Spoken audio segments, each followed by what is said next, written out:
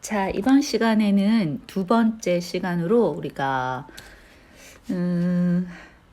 뭐죠? 연구 방법 논의 이제 내용에 대해서 좀 본격적으로 해보려고 해요. 이거 제가 일단 수업 시작하기 전에 양해 얘기를 좀 해야 되는데, 이거를 제가 이제 우리가 영상 수업으로 대체를 하잖아요. 영상으로 수업을 하잖아요. 그런데 영상으로 하는 방법이 크게 두 가지가 있더라고요. 그러니까 슬라이드 쇼를 이용해서 PC에서 하는 방법이 있고, 뭐 핸드폰으로 해서 하는 방법이 있고, 이걸 이제 유튜브에 올려요. 유튜브에 업로드를 하고, 그 업로드된 것을 여러분들이 볼 수 있도록 이제 학교에 또 이렇게 이제 파일을 올려놓는 거거든요. 그러니까 유튜브랑 링크가 되게끔 하는 방법을 지금 하고 있는데, 처음 해보는 거라 쉽지가 않아요. 처음 해보는 거라 쉽지가 않고, 또 하다 보니까 일단 PC로 제가 이제 슬라이드 쇼로 해봤더니 화면도 크고 뭐 매 슬라이드마다 이렇게 이제 시간도 표시되고 좋긴 한데, 마이크를 써도 제 목소리가 너무 작게 들어가는 거예요. 그래서 되게 모기 소리 같고 앵앵거리는 소리가 나더라고요.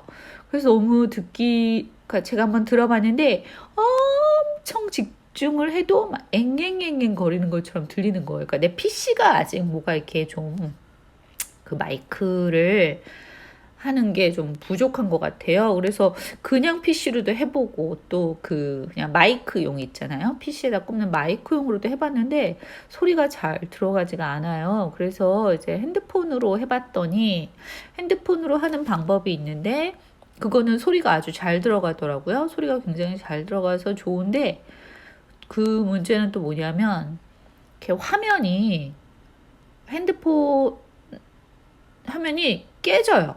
뭐 이렇게 슬라이드가 좀 깨지는 슬라이드가 있고 뭐 이렇더라고. 그래서 이렇게도 해보고 저렇게도 해보고 이 불편한 영상 수업을, 물론 여러분들은 뭐 누워서 들을 수도 있고 하니까 더 편할 수도 있겠지만, 이거를 어떻게 하면 좀 좋게 볼 수 있게끔 도움이 될 수 있게끔 해야 될까 이제 고민을 하고 있는데, 일단 제가 이번 시간에 선택한 방법은 핸드폰으로 한번 해보는 거예요. 핸드폰으로 촬영을 하는 건데, 제가 한번 해봤더니 이게 또 문제가 뭐냐니까 자꾸 화면이 깨져요. 화면이 깨져서 이게 이번 수업 시간에는 거의 보이는 내용이 너무 없는 거예요. 그래서 여러분들이 이 수업을 들을 때 이 슬라이드만, 그러니까 화면만 보면, 영상만 보시지 마시고요. 제가 수업 자료실에 보면 영상도 올려놓고, 그리고 따로 그냥 PPT 자료를 또 따로 자료실에 올려놨어요. 그러니까 그 PPT 자료를 보면서 요것을 들으면 그거를 이렇게 뭐 출력을 하던가, 아무튼 그래서 보면서 이 수업을 들어야지 이게 이제 이번에는 보일 거예요. 아무튼 이거는 뭐 화면이 깨지는 문제는 내가 기술적으로 이게 뭐 어떻게 할 수가 없네. PPT를 이렇게 만들지 말고 그래 나름 또 예쁘게 만들어 보려고 이렇게 막 했는데, 이제는 이런 디자인적인 거 하나도 하지 말고 그냥 하얀 화면에다가 글만 넣어야 되나 뭐 이런 생각도 하고 있어요. 아무튼 그런 부분에 대해서 일단 좀 양해를 구하고 시작을 할게요. 자, 오늘의 수업의 내용은 일단 첫 번째로 연구의 의미, 그리고 우리가 그러니까 우리가 과학적 지식을 습득하는 방법 중에 관습, 권위, 선험적, 과학적 이런 방법들로 과학적 지식을 습득할 수가 있어요. 그러니까 우리가 조사 방법론 수업할 때 했던 내용이에요. 그 다음에 6번째로는 연구의 과정, 그 다음에 논문의 체계, 여기에 대해서 보려고 합니다. 연구가 뭘까요? 연구가 뭘까요? 연구라는, 우리 왜 그런 말 하지 않아요? 쟤는 막 연구 대상이야. 뭐 이런 얘기 요즘에도 하나? 아무튼 그렇게 연구라는 거는요, 해결해야 될 문제라는 거예요. 연구라는 것은 내가 궁금해요. 궁금한데 그 궁금증을 해결해야 되죠. 그게 연구 문제예요. 그래서 그 궁금증을 해결하기 위해서 우리 뭘 하죠? 검색을 하죠. 검색. 요즘에 검색도 안 하는 사람을 핑거 프린세스라고 한다면서요. 내 손으로 손가락도 까딱 안 하고 이렇게 얻어먹으려고 하는 사람? 근데 아무튼 우리는 어떤 궁금한 점이 있었을 때 검색을 통해서 그 궁금한 거를 해결을 하려고 하죠. 그런데 검색을 해요.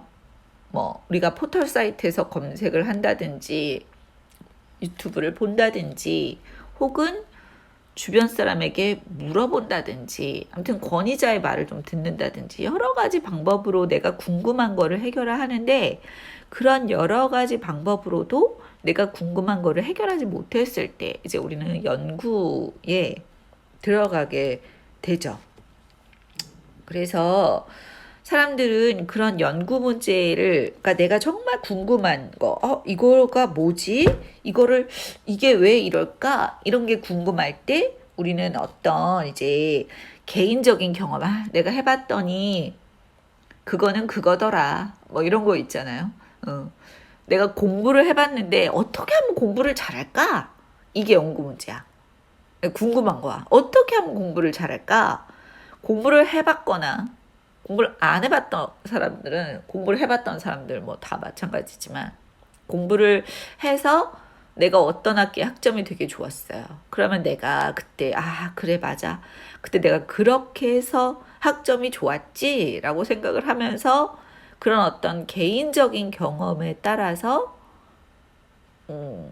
그때 그래서 내가 공부를 잘했구나. 이런 어떤 개인적인 경험으로 그 문제를 해결을 하죠. 혹은 상식적인 방법으로 문제 해결을 시도하기도 하고 혹은 관습, 인습 뭐 이런 걸로도 해결을 하기도 하고 혹은 그냥 우리 사회가 가지고 있는 통상적으로 그건 그거지라고 받아들이는 것들이 있잖아요. 그걸로 해결을 하기도 하고 혹은 뭐 사회적 지위가 높거나 전문가라거나 그런 사람들의 말을 인용해서 우리가 궁금한 연구 문제를 해결을 하기도 하죠. 그래서 이봐 여기서부터 이제 화면이 깨져. 그러니까 그 자료를 꼭 좀 봐주세요. 컬링저라는 철학자가 우리가 문제 해결을 하는 4가지 접근 방법을 설명을 하고 있어요. 첫 번째는 관습에 의한 방법이에요. 관습에 의한 방법. 관습에 의한 방법이란 것은 왜 습관적으로 우리가 가지고 있는 신념들이 있잖아요. 습관적으로 가지고 있는 신념에 따라서 문제를 해결하려고 하는 거죠. 뭐 우리 흔히 그런 거 잘하죠. 결혼식 날 눈이나 비가 오면 잘 산대. 허리가 아프면 비가 온대. 뭐 이런 거 있잖아요. 그런 우리가 어떤 신념을 가지고 있어서 그 신념에 따라서 문제를 해결하려고 하는데 이 신념은 정말 신념이기 때문에 우리가 그 말이 맞는 말인가 잘못된 말인가를 따져보지 않고 그냥 그게 마치 사실인 것처럼 믿어버리는 거예요.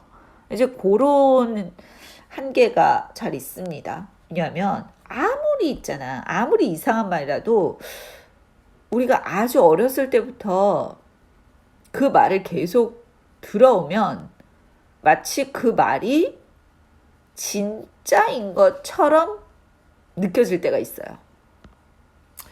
제가 이게 핸드폰으로 하다 보니까 자꾸 하면서 이게 지금 화면 녹화잖아요. 하면서 알람이 뭐 오는 게 자꾸 위에 보이네. 내 화면에는. 여러분들이 수업을 할 때도 그게 보일래나? 제가 이게 지금 비행기 모드로 해놓고 하고 있는데도 그런 게 계속 오네요. 이게 안 되나? 비행기 모드가? 막, 유튜브 알람 막 이런 것도 오고, 쿠팡에서도 뭐가 오고, 이런 게 이렇게 화면 위에 자꾸 보여가지고 굉장히 거슬리네 하면서. 자, 우리가 무슨 말이든지 아무리 공허한 말이라도요, 여러 번 반복적으로 자꾸 들어보면 그게 그냥 우리한테 신념으로 자리를 잡게 돼요. 뭐 그런 거 있지. 뭐, 뭐, 특히 도박 같은 거 할 때 처음에 잘하면 나중에 잃는다? 뭐 이런 거 있잖아요. 혹은 뭐 아침에 뭐 거미를 보면 재수가 좋다? 뭐 이런 거. 우리 조사방법론 시간에 이거 했던 얘기들이에요. 그런 어떤 믿음들을 내가 가지고 있는 거는 실은 과학적으로 검증해 본다거나 이게 맞는 말인가? 크게 의심하지 않고 그냥 우리 사회가 그렇게 얘기하고 그러니까 그냥 그런가 보다 이렇게 믿어버리는 거예요. 믿어버리는 거. 이걸 우리가 이제 관습에 의한 방법으로 지식을 획득하는 거라고 말할 수 있어요.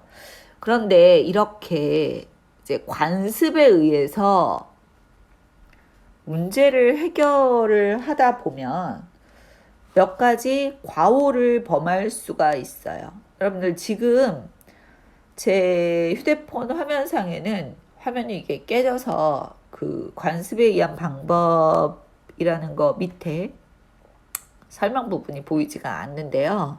여러분들 제가 자료실에 올려드린 내용 안에는 이것들이 다 들어가 있어요. 그러니까 꼭 확인을 하시면서 보셔야 돼요. 이게 화면이 두 개로 보인다?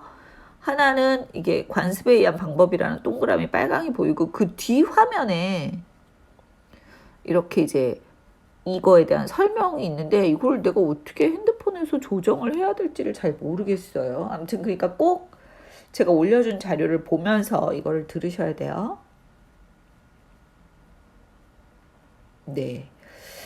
자, 그래서 이러한 어떤 관습에 의한 방법으로 문제를 찾을 때는 우리가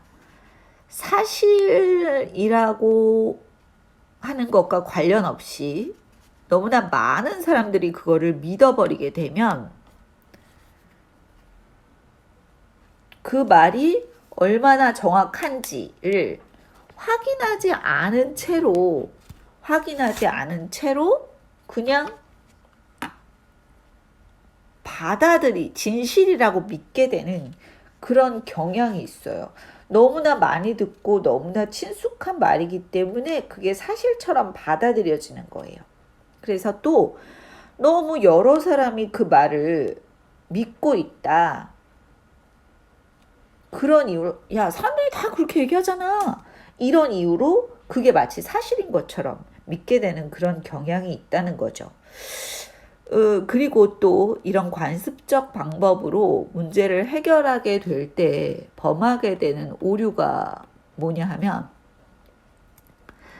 내가 가지고 있는 신념, 그러니까 우리가 이론, 과학적인 사실이라고 하는 거는 재생 가능성과 반증 가능성이라는 거를 담보하고 있어야 돼요. 즉 언제든지 바뀔 수 있어요. 이 세상에 진실이 뭐예요? 사실이 뭐예요? 그러니까 지구가 평평해, 이것도 정말 사실이었지만 그거는 무너졌잖아요. 항상 과학적인 진실이나 우리가 알고 있는 지식들은 번복될 수 있어요. 그게 과학의 특성이에요. 그런데 이렇게 관습에 의한 방법으로 내가 그 어떤 지식을 습득하게 되면 내가 가지고 있는 신념을 수정하거나 혹은 수정해 볼까? 라는 생각을 하기보다는 새로운 정보를 무시해버리는 경향이 있기 때문에 고치기가 상당히 어렵게 됩니다. 그래서 습관적인 신념을 지니고 습관적인 신념, 관습에 의한 방법이 이러한 가지고 있는 문제점 때문에 문제 해결 방법으로 습관적인 신념을 사용한다면 그러한 방법으로 문제를 해결할 때는 이렇게 관습에 의한 방법이 가지고 있는 두 가지 문제점을 그대로 지닐 수밖에 없어요. 자, 다음으로는 권위에 의한 방법이에요. 권위에 의한 방법이라는 것은 우리가 이제 권위 있다고 생각하는 사람의 생각이나 말이 있잖아요. 그거를 그대로 받아들이는 거예요. 여러분들 제가 이제 수업을 하는데 제가 여러분보다 사회복지 공부를 굉장히 오래 한 사람이잖아요. 오래 한 사람이다 보니까 내가 얘기하는 사회복지에 관련된 얘기들을 여러분들이 아마 그대로 믿을 거예요. 안 믿어? 믿겠지?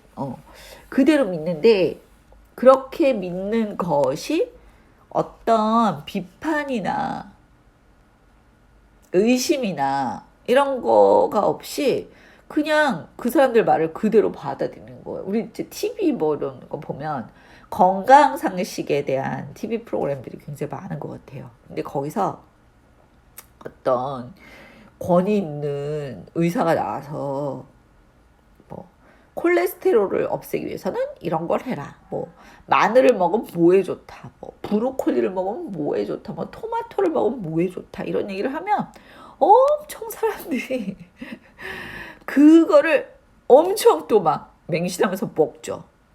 그러니까 그게 바로 권위 있는 사람의 말이나 생각을 그대로 받아들이는 거예요. 저는 이번에 코로나19 사태를 보면서 무슨 생각이 들었냐면 TV에 나와서 권위 있는 사람이라는 사람들이 여러 가지 얘기를 해요. 뭐 중국을 막아야 된다. 아니다. 뭐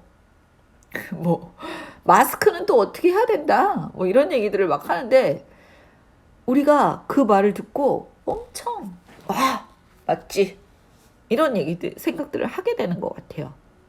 그런데 그 분야에서 권위가 있다고 하더라도 가지고 있는 입장들은 조금씩 다를 수가 있잖아요. 그러니까 이게 약간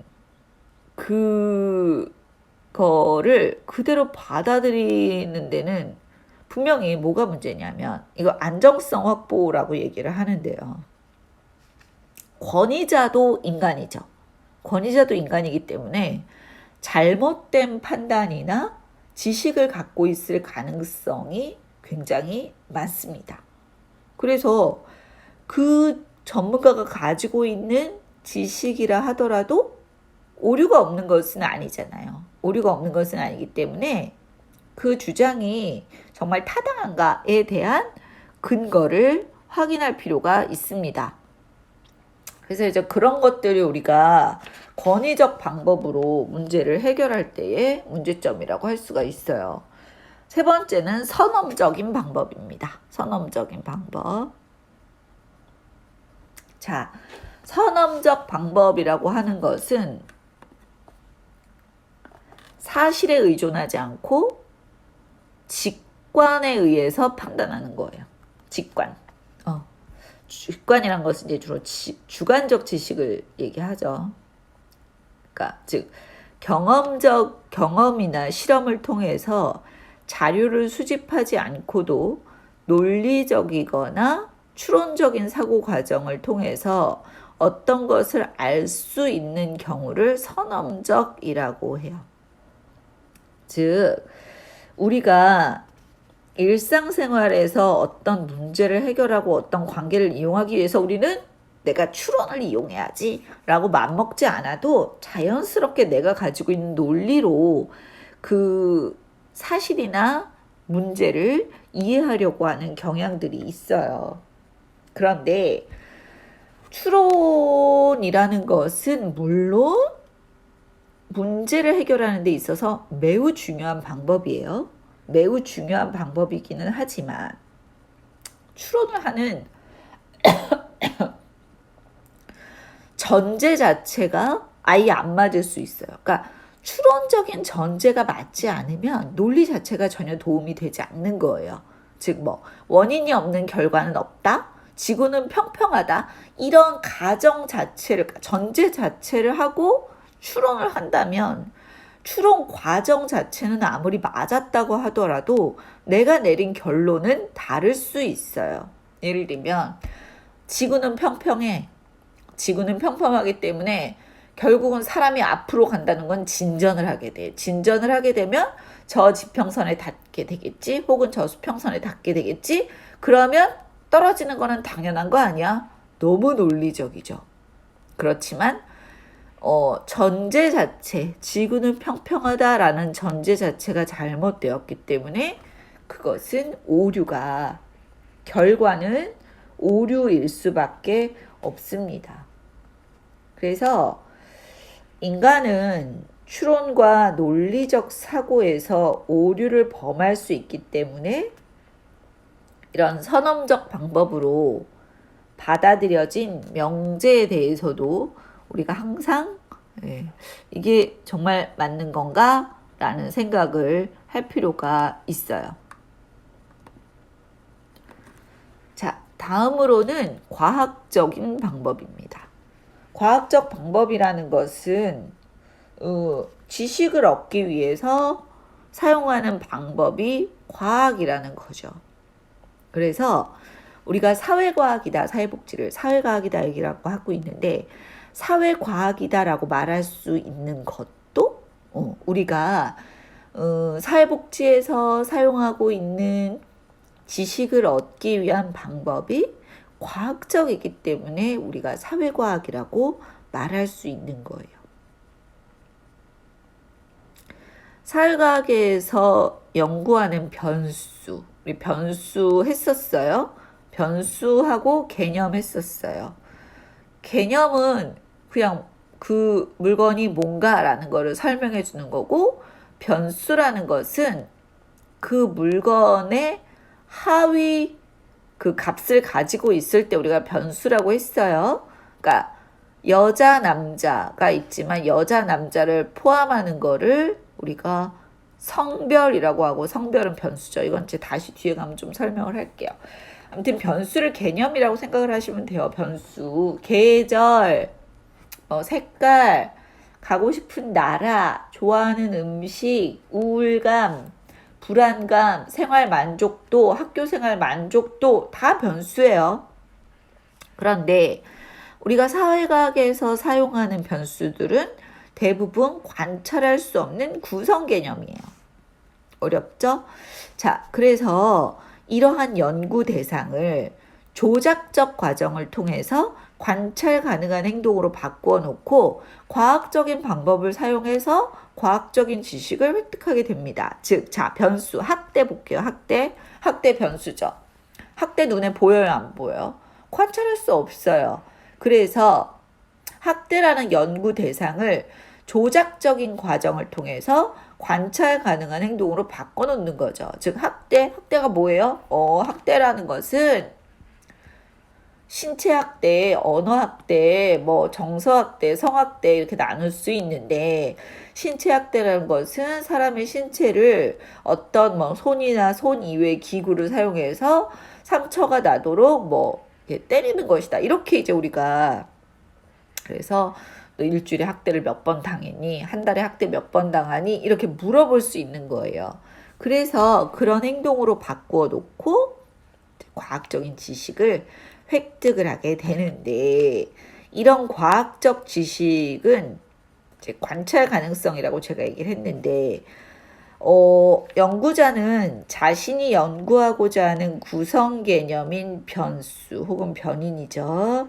그거를 연구 문제에서 자세히 다룰 수 있도록 우리가 객관성과 경험성과 재생 가능성이라는 것으로, 그러니까 기본적인 전제를 갖추고 있어야 해요. 그래서 일단 객관성이라는 것을 좀 볼게요. 객관성이라는 것은 우리가 연구하고자 하는 대상을 관찰 가능한 대상으로 객관화해야 된다는 거예요. 그래서 우리 조작적 정의와 개념적 정의라는 것을 조사 방법론 시간에 했었어요. 자, 개념적 정의라는 것은 연구 문제에서 다루고 있는 주요 변인의 의미를 구체적으로 규정하라는 거죠. 즉, 빈곤이란 무엇인가? 빈곤. 경제적인 수준이 낮은 것. 자, 그렇다면 빈곤 조작적 정의 어떻게 하느냐? 월소득하고 4인 이상 기준으로 200만 원 미만. 이거 조작적 정의죠. 그래서 그렇게 관찰 가능한 방법, 즉 측정 가능한 방법으로 만들어야지 우리가 그 과학적, 그러니까 객관성을 담보할 수가 있어요. 두 번째는 경험성이에요. 자, 경험성이라는 것은 이제 우리 연역법과 귀납법이에요. 그래서 어렵죠? 연역법과 귀납법. 자, 연역법 경험적이라는 것은 우리가 어떤 연역적 방법을 사용하든 귀납적 방법을 사용하건 간에 반드시 이론이 형성될 수 있는 과정이 있어요. 연역법은 어떻게 하죠? 이론으로부터 가설을 도출하고 그 다음에 경험적 자료에 의해서 가설을 검증하고 확인된 사실로부터 이론을 형성하고 형성된 이론은 결국은 새로운 과학적 사실을 예측하죠. 이런 연역적 방법이 있고 귀납법은 아직까지 확인되지 않은 어떤 사실적 관계를 직접적이나 간접적으로 예측하고 그 예측을 경험적으로 증명해서 기존의 어떤 이론의 설명적 범위를 확대하고자 하는 방법이 귀납법인데요. 자, 이런 연역법과 귀납법을 활용을 해서 우리가 이제 지식을 획득하는 것을 경험성이라고 합니다. 그 다음에 과학적 방법에서 해야 될 또 한 가지 방법은 바로 재생 가능성이에요. 재생 가능성이라는 거는 아까 말했던 것처럼 우리가 과학적인 지식이라는 것은 최종적인 지식이 아니에요. 즉, 다른 연구자에 의해서 반복적으로 검증이 가능해야 된다는 것입니다. 그렇기 때문에 다른 연구자가 내가 한 연구를 보고 이것이 정확성과 타당성을 검증할 수 있어야 되고요. 연구 결과는 그냥 연구 결과고지 지식이 아니에요. 과학이 아니에요. 그런데 이런 연구 결과들이 다른 연구자들에 의해서 수많이 말 되나? 아무튼 굉장히 많이 반복되고 검증됨으로써 결국 그거는 지식이 될 수 있는 거죠. 과학적 지식이 될 수 있는 거죠. 그래서 과학적 방법이 가지고 있는 아주 중요한 특징 중에 하나는 바로 재생 가능성이라고 할 수가 있겠습니다.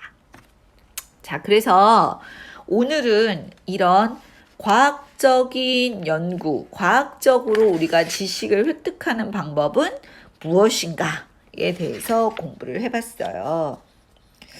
어려울 거라고 당연히 생각하고요. 다음 시간에는 연구의 과정 그리고 논문의 체계에 대해서 공부를 해보도록 하겠습니다. 수고하셨습니다.